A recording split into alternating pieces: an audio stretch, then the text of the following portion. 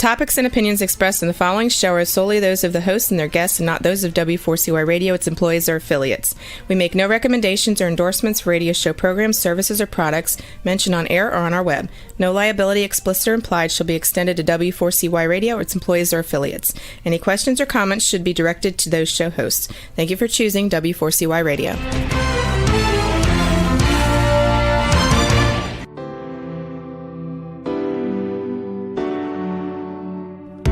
Welcome to the Legacy Leavers series on Success Secrets Exposed. Tune in live every Tuesday at 7 p.m. Eastern Time or Wednesday mornings in Australia on W4CY Radio and Talk4 TV. The series showcases experts, changemakers, and disruptors leaving a lasting legacy with those sharing their wisdom with the world.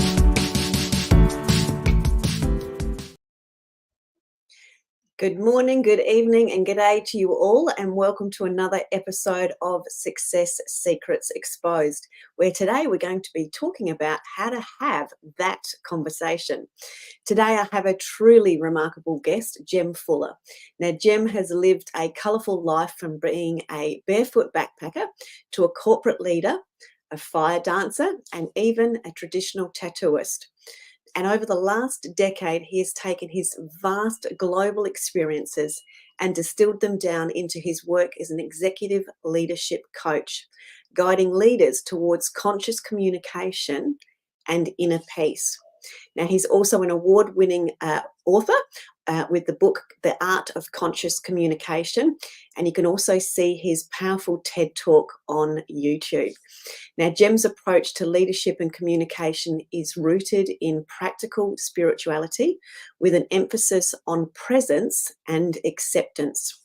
And he leads international retreats in the Himalayas, Bali, and here in Australia. And today he's here to share some incredibly practical insights on how we can communicate more consciously and create deeper connections both in our personal and professional lives. Please help me welcome to the show, Jem Fuller. Hey, Sally. Thank you so much for having me on your show. You're very, very welcome. I've been excitedly waiting to connect and being able to share some of your wisdom with our audience. So thank you very, very much. Yep, I've been excited too, and here we are. Yeah, absolutely. Up for a great conversation. So you've had an incredibly colourful life, as we mentioned, and everyone's got the story behind the story. And your mission is very much to connect and communicate, or help people connect and communicate more consciously. So what has sparked this in your life? What's the backstory? It's interesting, isn't it? You know, as we get older, we can look back through the lens of the present moment and understand the past with some more meaning behind it. You know, when I was younger, really, it was just I was enthralled with traveling. You know, from the age of 18 right through to my early 30s. If I wasn't somewhere weird and wonderful, I was somewhere else earning money to get into weird and wonderful places. And back then, if you had have asked me, you know, what drives you, I would have just said, I just love adventure and I love connecting with people cross-culturally. It was, I was always driven to get myself into countries that were really different to where I grew up. I wasn't so much interested in traveling to places very similar to home.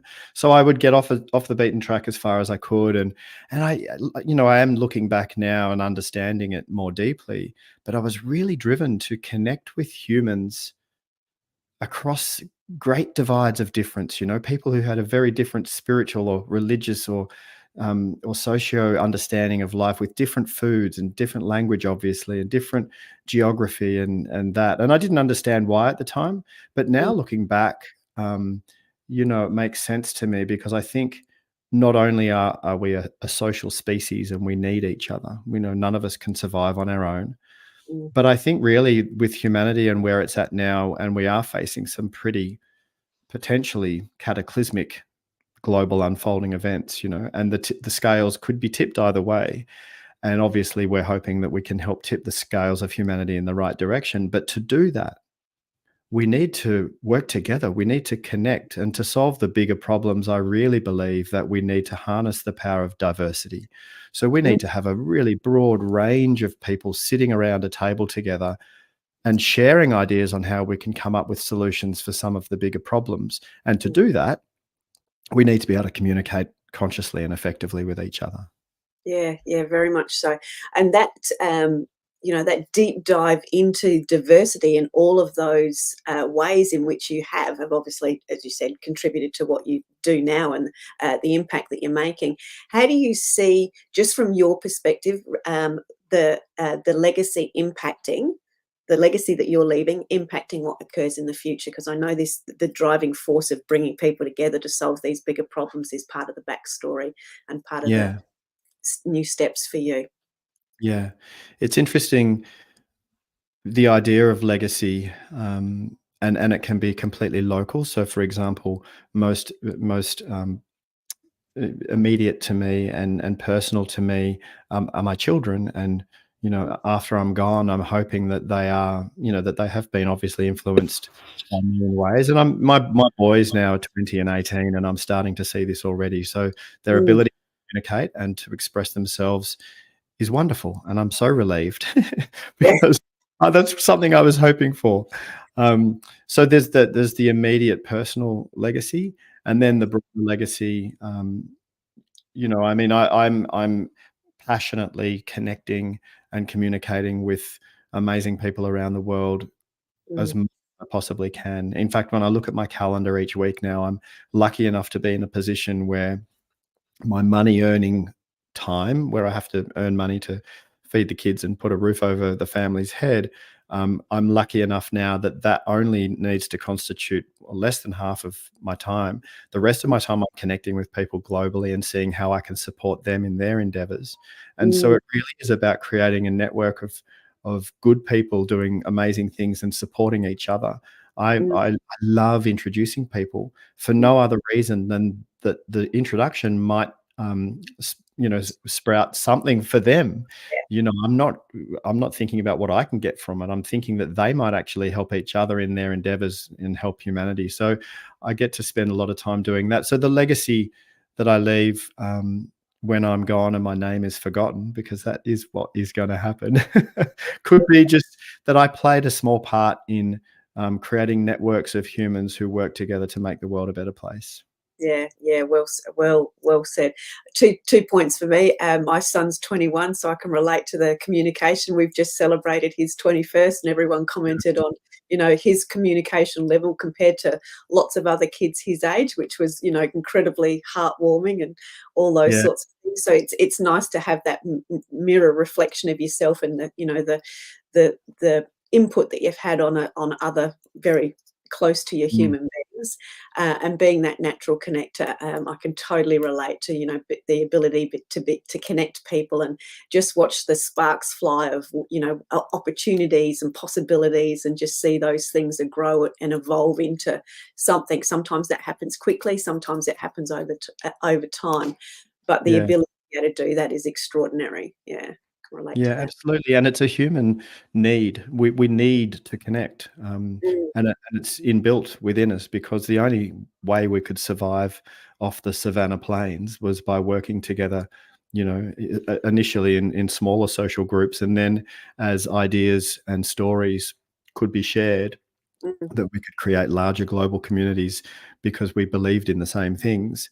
And mm, it's vital for our survival that we connect. And so mm, that's why it's concerning that, due to algorithms and other incentives, especially with the online world at the moment, that people are being pitted against each other, and that there are divides forming mm, and being escalated and amplified by platforms like Twitter or whatever, where the clickbait is to enrage people. And it's concerning because it doesn't need to be like that. And in fact, I think we should be moving in the opposite direction. I find myself now practicing open-mindedness, which takes practice and it takes effort, because we're naturally closed-minded. We have confirmation bias. If we mm, see an opposing opinion to ours, our initial reaction is to react. defend our own opinion because we've Yeah. identified with it. So to practice open-mindedness looks like, if I meet someone and they have a contrary belief or idea to me, that in that moment I'm pausing and going, "Oh, wow, Mm, you see it so differently to me," and I'm switching on curiosity. Now Yes. I'm going to seek to understand. I really want to try and understand how you've come to that point of view. Not Mm, because I'm necessarily going to agree with you, I may or may not, but at mm. least in the process, I'm opening myself to you and respecting that you've come to this from through a different lens. And so I think we could all do well to, be communicating more consciously, which means leaning in and seeking to understand. Yeah, and that's incredibly powerful, that opportunity to pause long enough to turn on curiosity, because it is very, very easy to react. But if you practice, and I understand why you've said practice, because you've got to Yeah, practice that pause, haven't you, to yeah. actually pause enough to be curious. So with the diverse life that you've had, and all of those experiences that you've had when you've been entrenched in other people's worlds and the diversity of their worlds, how's that shaped the understanding of this conscious communication, these elements of conscious communication for you that you now bring forward into the leadership and corporate space? Mm. Yeah, it's a great question. So if we have a look at the term conscious communication, that I use a lot and break it down into its simplest Mm, definitions, to be more conscious of anything is just to be more aware of it. mm, So the more conscious I am of something, the more aware of it I am. And communication comes from the Latin communicario and communicare and communicatio, sorry, which is the noun is a sharing, oh, and wow. the verb is to make common. Right? So communication's not a telling. It's not me telling you something. It's It's well me said. sharing something with you, and hopefully that to make it common so that we come to an understanding. So the more aware of that I am, the better placed I'm going to be in my part of the communication, both as a listener and also as a communicator. Mm, And really, the consciousness initially comes into a much more expanded version of self-awareness. Because when we're not self-aware, it's our ego, our sense of identity that's driving the bus. Yep. mm, And that's okay. We all have an ego. We need to have one. It's there to keep us safe and protected and so on. But when it's left unchecked, so when you're not aware of mm, of yourself and your ego is driving your bus, right? And the ego is necessarily defensive because it's trying to keep you safe. So mm, if someone attacks your sense of identity, and by the way, that means your politic or your ideology or your beliefs, if mm. someone attacks those, your ego takes it like it's a real life and death Yeah, attack, threat, and it yeah. gets very, very defensive. So we're not listening then. We're queuing up and waiting to speak. We're queuing up and waiting to jump in and defend our point of view or convince the other person that we're right and they're wrong, or we're getting judgmental, or we're becoming enraged or inflamed, and then the conversation deteriorates. Mm, So I think really the first step in becoming more conscious is to be aware of your ego and when it's trying to jump in. And like you said then, Sally, practicing the pause, was because in the moment of pausing and not reacting, then there's some options in front of you. mm, Then it's like, oh, I could respond in this way, or I mm, could sit here and car park my ego for a second and just listen. I could let go of the need to defend. I'm actually safe. There's no mm, lion coming to eat me right now. I'm not running for my life on the savannah plains, which is yeah, what the ego is wired to protect us from. mm, No, I'm actually just sitting here in a conversation with someone and we're disagreeing. mm. So yeah, I hope that helps with the idea of conscious communication a bit. Yeah, very much so. And I think that's, I wanted to explore that with you because obviously conscious is a word that's being used a lot in lots of different ways, which is giving us a different thinking or thought pattern or perspective on the old ways of doing things. If we want to Mm, sort of go the old ways and the new ways, it is giving us that new, more liberating, more curious opportunity to discover things. So I think I really wanted to explore the element of consciousness and bring it back to that. Now, I also want to ask you, as it relates to that part of the communication bit, the title of what we're talking about today is how to have that conversation. So let's talk about what that is from your mm. perspective and experience with the people that you work with. Yeah. I was just last Monday, I was invited back onto another TEDx stage, Mm, and they asked me to do a TEDx talk on how to have that conversation. So that was an honor to be on that stage again. That conversation is the one you've been avoiding. Yeah. The one you feel like you really should have, but the idea of having it troubles you so much you kick the can down the road. Yeah. We've all done that. That's that conversation. And everyone I talk to goes, "Oh, wow, yes, I know what you're talking about." And a lot of people still currently have that conversation. And it can be with anyone. It can be, deeply personal. It could be with one of your parents, or it could be with a boss or a colleague or a teammate or a friend, and we just don't know how to approach it, and we're worried that it might be misinterpreted, or it might go the wrong way, or it might cause a rift between us, and so we avoid it. But what we're also avoiding in that process is we're avoiding investigating the costs we're incurring. Ooh, And yeah. when we hold on to that conversation, let's take, for example, an intimate relationship, say with your partner, your husband or wife or partner. Mm. If you're holding on to something that has been left unsaid, but you're carrying that burden of that, it can have damaging effects on your health. We're talking about anxiety or sleep problems or immune system suppression or digestive issues or headaches or migraines and so on and so on. It can really have a negative impact on us in terms of our well-being. So I think it's a good thing to do. And, it's interesting. Sometimes we don't actually need to have that conversation to get what we really want with it. So what I'm suggesting is that we start by asking ourselves why. Why do I think or feel that I need to have that conversation? Okay. And I don't just mean the surface level reactive answer to why. I mean the deepest reason why, or the highest reason why. So you might, your partner might have done something and you've become triggered and you got upset and you think, I need to go and tell them I'm upset. Right. That's the first reason why. Why? Well, because I want them to know I'm upset. That's the surface level reason why to have the conversation. Why do you want them to know you're upset? Well, because I don't want them to do that again.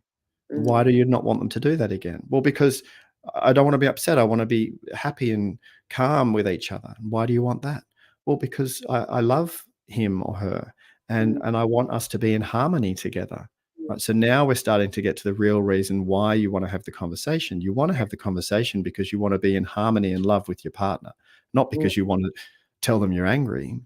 And so this coming to the real reason why, first of all, can let you know whether you should have the conversation or not, because it's an indication of inner work to be done. There was I talk about this in the TEDx talk. There was a conversation I thought for decades that I needed to have with my dad. And I wanted to tell him that the way he treated me when I was little was terrible and had negative impacts on me, and I wanted him to know that.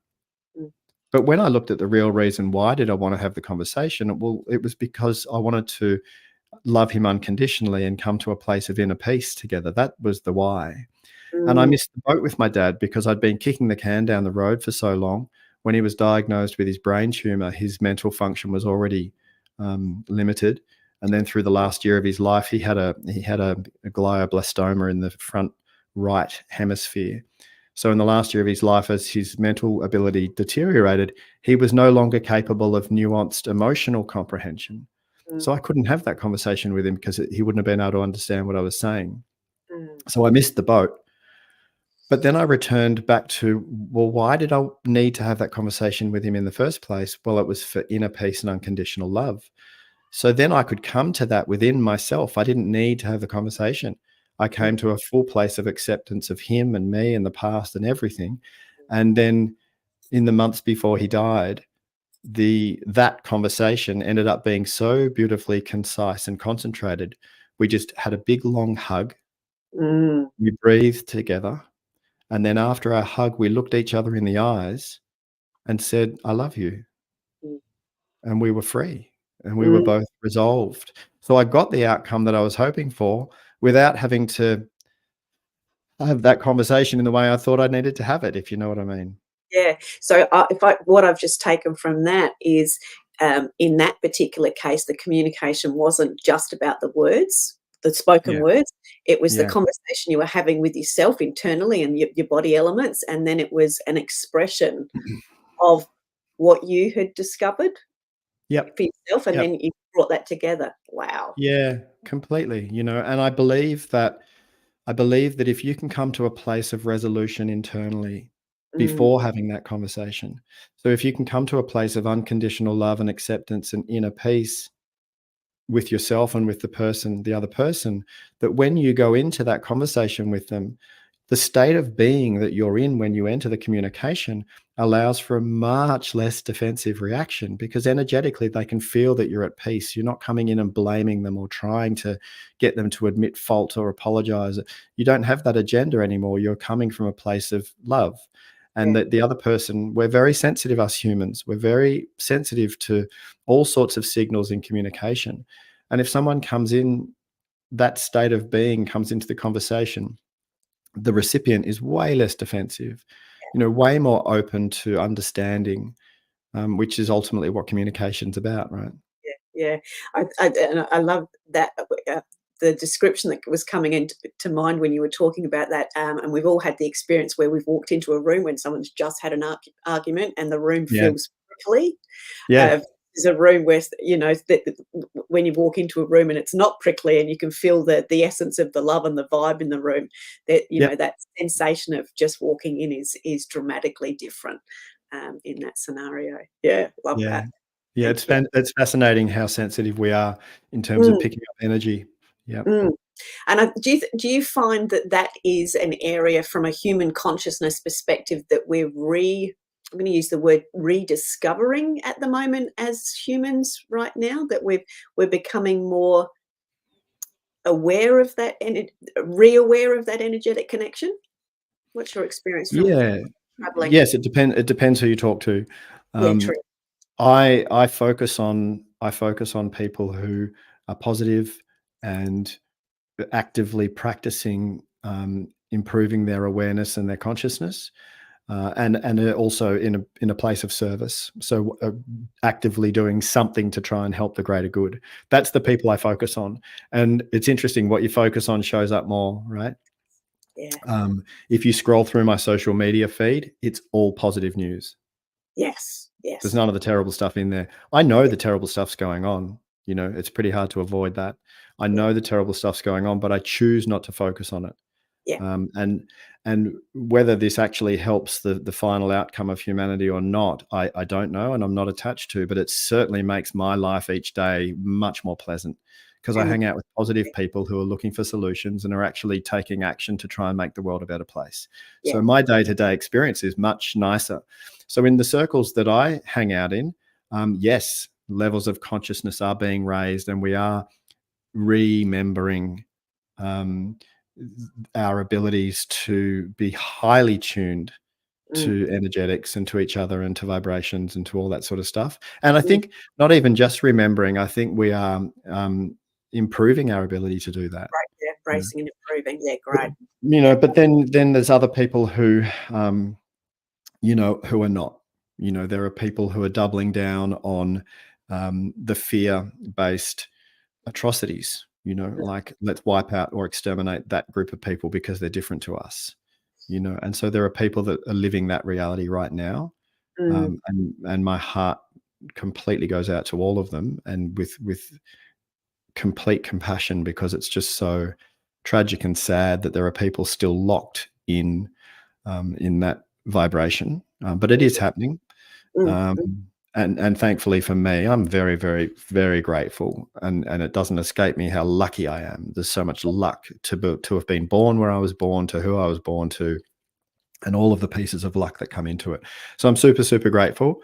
Um, but yeah, I don't know. It's interesting, Sally. I mean, it's a big question. Which way Yeah. is humanity going to go?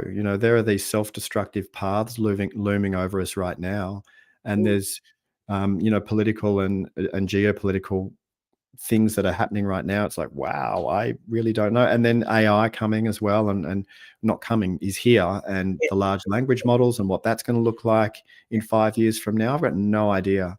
Yeah. But I'm Change. playing the game. I'm on the side that's trying to raise consciousness and come from a place of love. So Yeah, yeah, very much so. So something that always comes up for me when you and I talk is, and I'm going to use the word presence.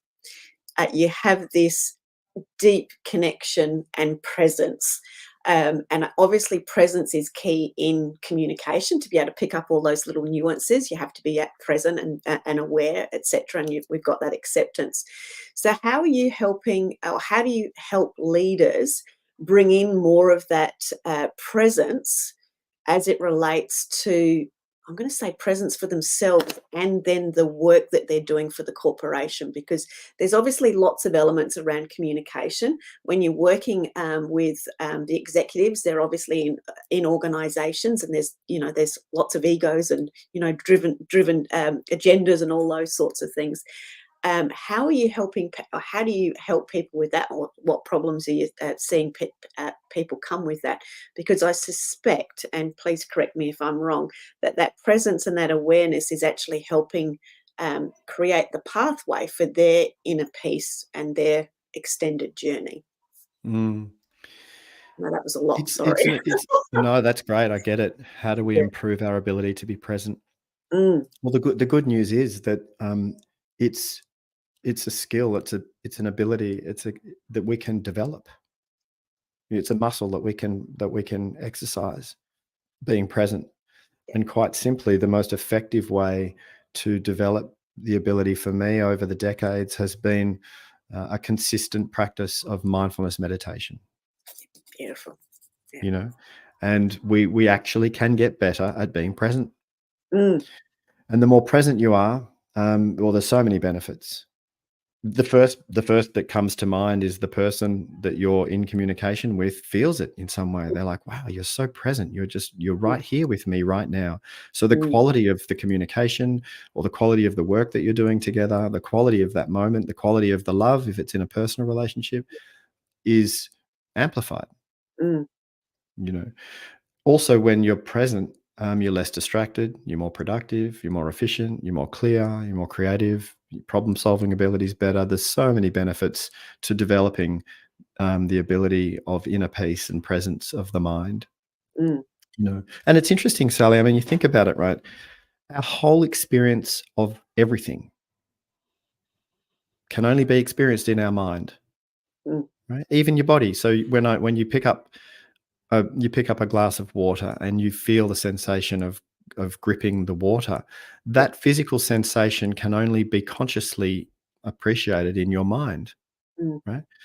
And when I'm perceiving you, for example, so I can see you. I mean, we're on a virtual call, so I can't.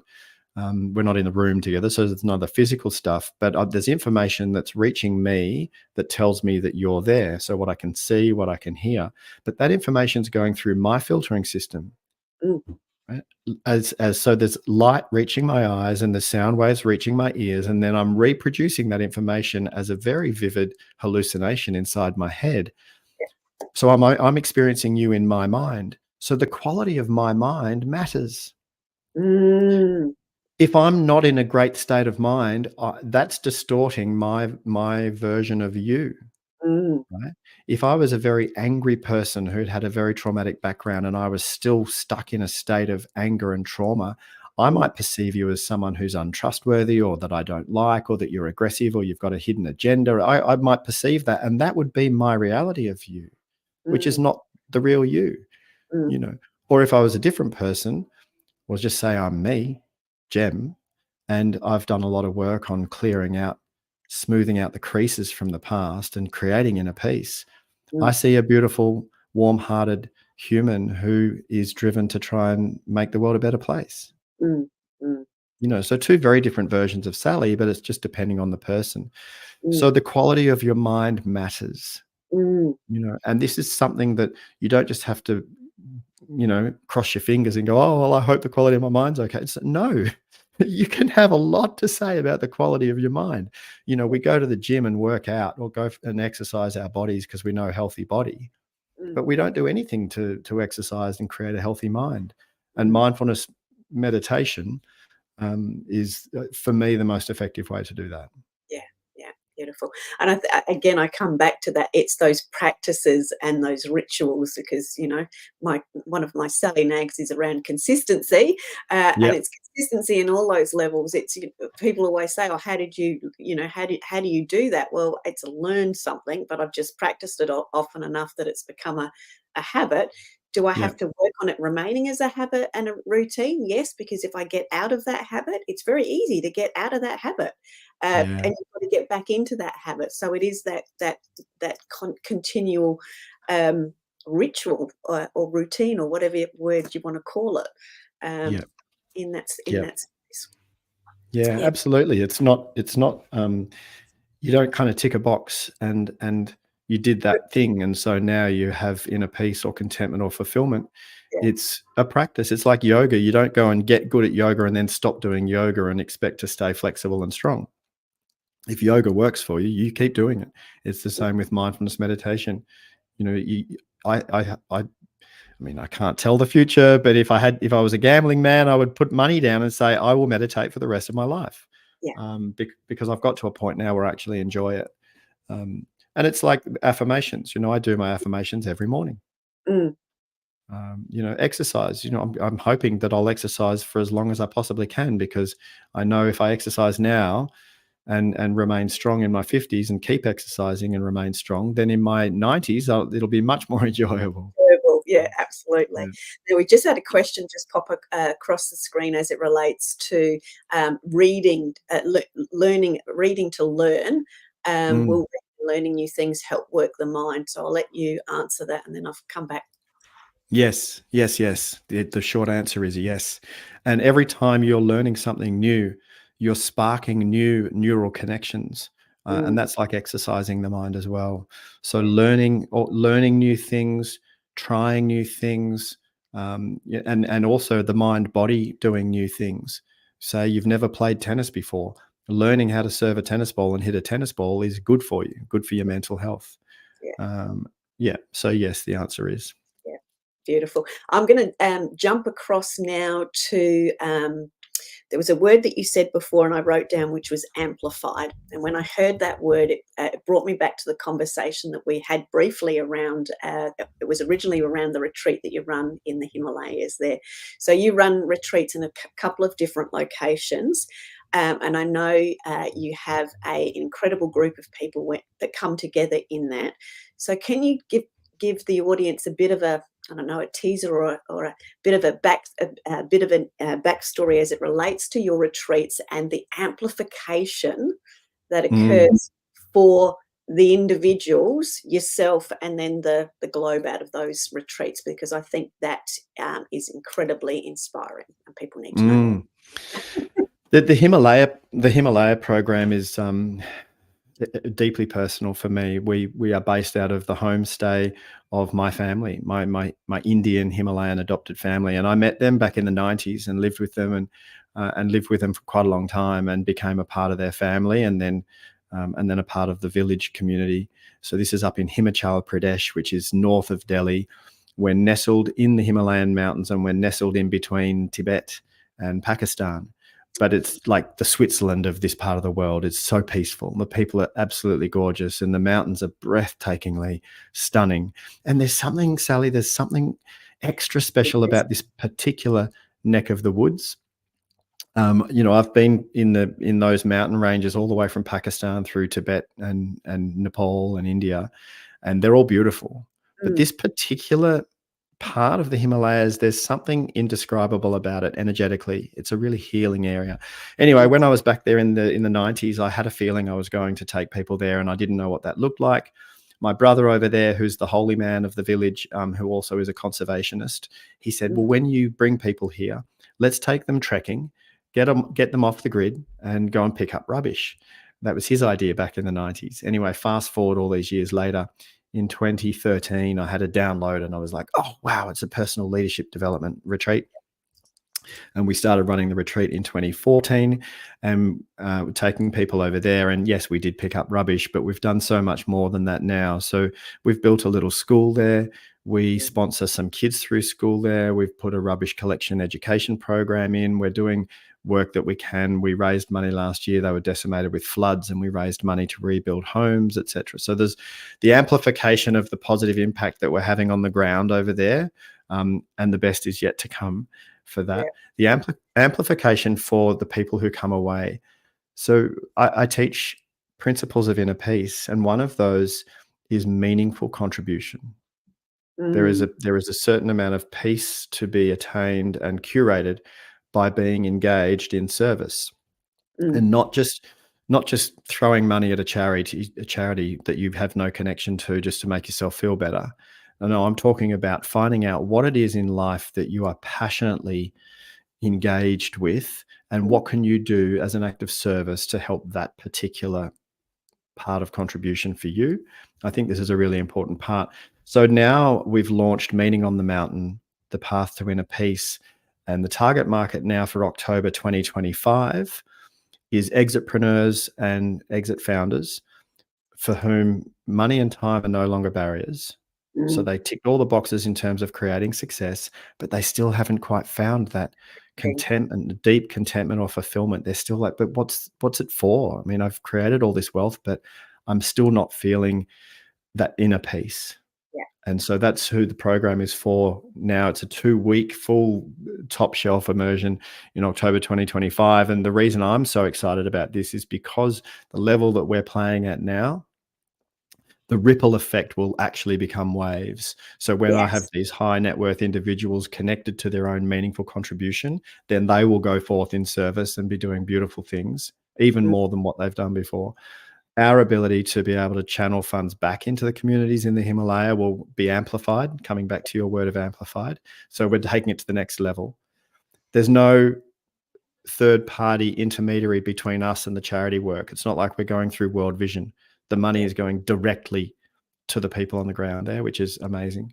Yeah. We're partnering with a global education platform that they're democratizing education access for developing countries and poorer communities. So we're partnering with them to get an education platform into the villages.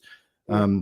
There's also an organization that we're partnering with, and they are creating a circular love-based economy where they pay poorer communities to meditate, love, and send love to their Oh, corporate sponsors, right?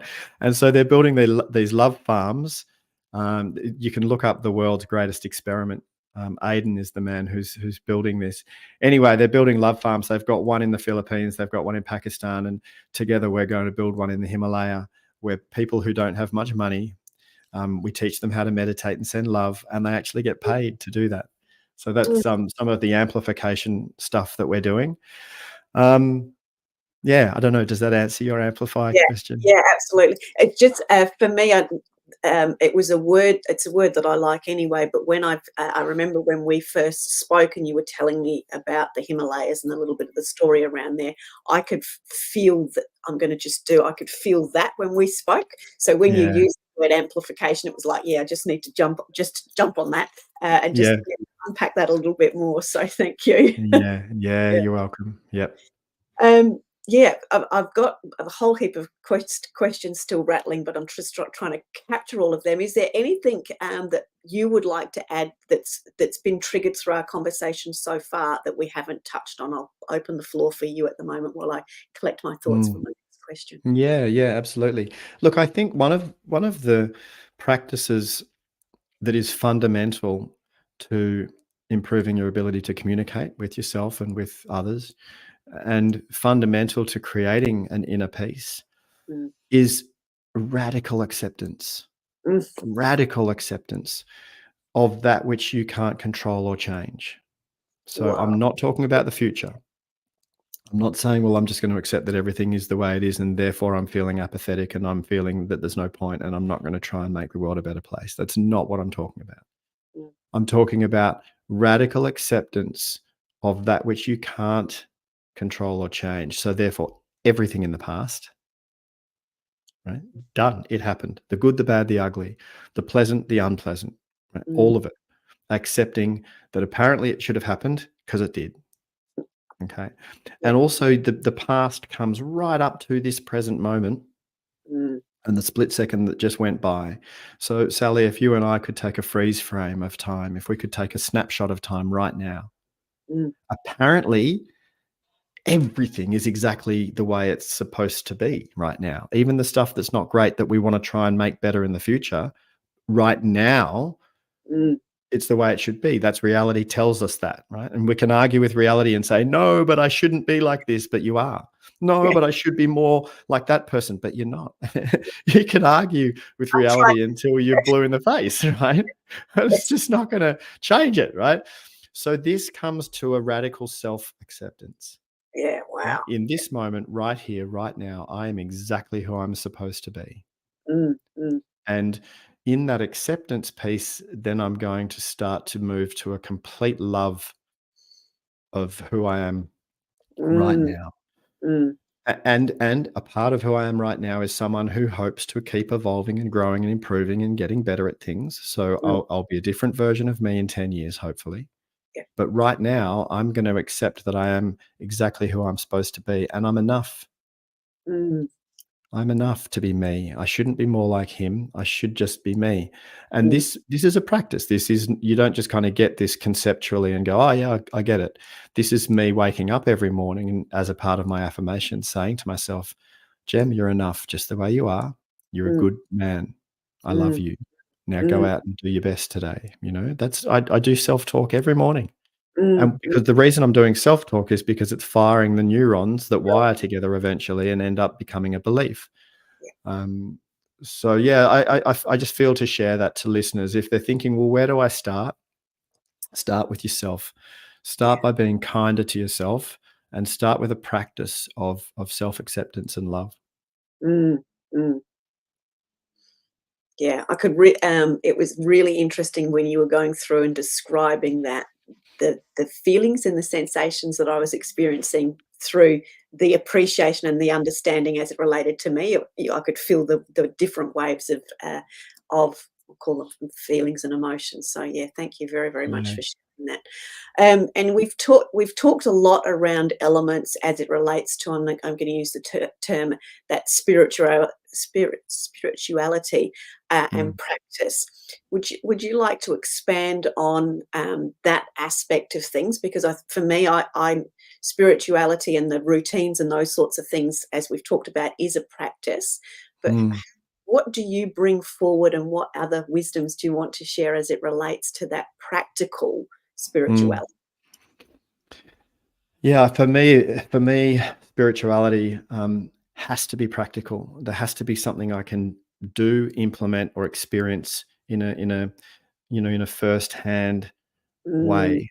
If it's just philosophical, if it's just conceptual, if it's just ideas that don't translate into improving my life, I find it interesting. I'm happy to sit down and have a conversation about some stuff philosophically, but then I'm really curious about what can I actually do to improve my experience of existence, mm, right? And when I think about spirituality, if we simplify it and say, well, on the one hand, we've got ego, which is the sense that my sense of identity in separation from everything, so that I'm separate from the outside world. You're you, I'm me, we're separate. This is a table, I'm a person, we're separate, right? That's an illusion. mm, That's an illusion. mm, The idea that you are separate from the universe of which you are a part is a complete illusion. The actual reality is that we are inseparably and intrinsically a part of the greater system.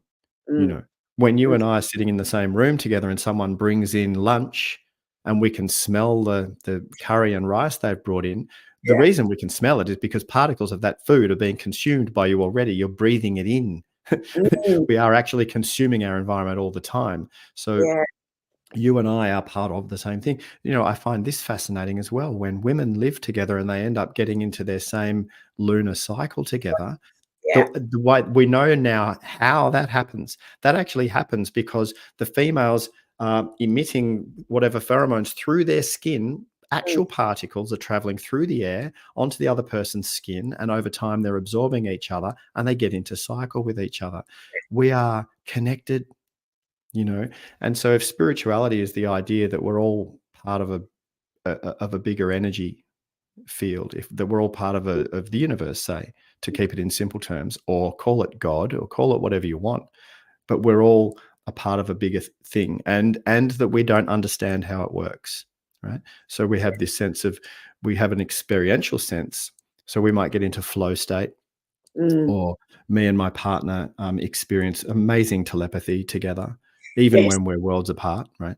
So we can experience these spiritual phenomena. We can't explain them, but we know that something's happening, right? So this is a sense of spirituality.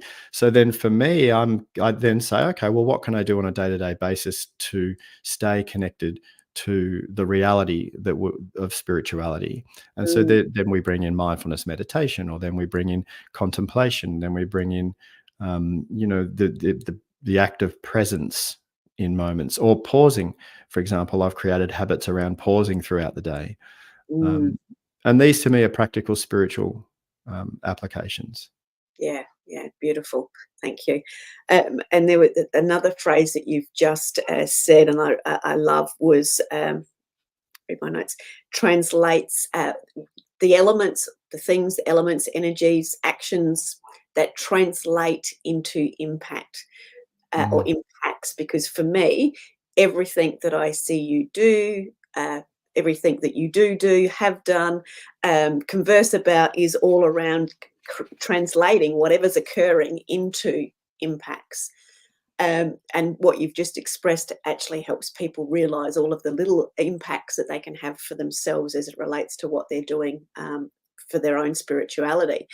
And I can see now, with you having said that, when you were talking about what you're doing with your retreats, how that collection is having those bigger impacts. So let's bring it back down to the individuals and how they can start, I suppose, to make and translate those steps, those actions into a different version of contribution and connection for themselves to understand the world differently.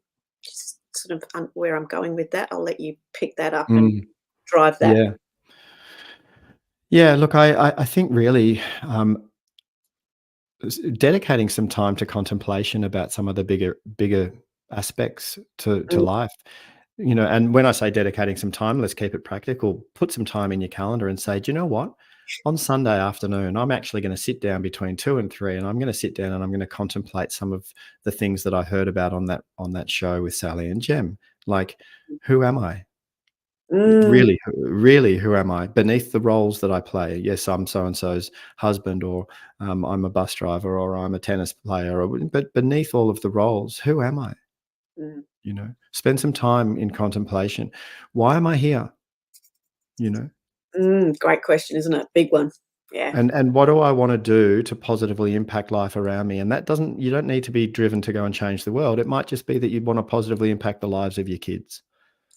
Yeah. But what can I do to positively impact life around me? Sit in contemplation of those 3 questions. Mm, Spend some time, ask yourself, what are my core values? mm, Right? What are my core values? Because if I can aspire to live to my values each day, there's freedom in that. There's liberation in that. If you can create a life where you can live aligned to your values each day, you're free yeah. in so many ways. Beautiful. Well, that was a great way to start to wind up the show. Thank you very, very, very much for that last little bit. That was very impactful. In the last couple of minutes, how can people reach out and connect with you? You can get all of my resources, and there's a lot of free resources through jemfuller.com. Mhm. If you're interested in meeting on the mountain in the Himalaya, that's meetingonthemountain.com.au. If you want to follow me, I'm most generous with my sharings on Instagram, and I'm Jem Fuller on Instagram as well. Yeah, beautiful. And any final, I think I had another question. I've got lots of circles on lots of little pieces of paper. No, I don't have any additional questions. Is there anything that you would like to finish off with as we'll call it a gem nag, because we've always got Sally nags, a gem nag or Yeah. insight for the audience? Yeah. You made it. You made it. Yeah. You are apparently supposed to be exactly where you are right now, and exactly the version of yourself that you are right now. So I just want to congratulate you and acknowledge you. You made it. Beautiful. Thank you very much, Jem, for everything that you've shared with us today, everything that you're doing globally with conscious leadership and all of the people that you're impacting. It's been an absolute pleasure to share time with you. Thank you very, very much. You're welcome. Beautiful. Thank you, everybody. We look forward to seeing you again on another episode of Success Secrets Exposed. Till then, you have a great week. Take care. Remember, if you want to be sought after and sold out, as well as being known as the obvious expert in your industry, you need to speak with Sally, our host of Success Secrets Exposed. Sally is the founder of Monetize Your Content, a done-for-you content marketing agency that helps you be easy to buy. See you next week on another episode of Success Secrets Exposed. Tune in live every Tuesday at 7 p.m. Eastern Time or Wednesday mornings in Australia on W4CY Radio and Talk4 TV.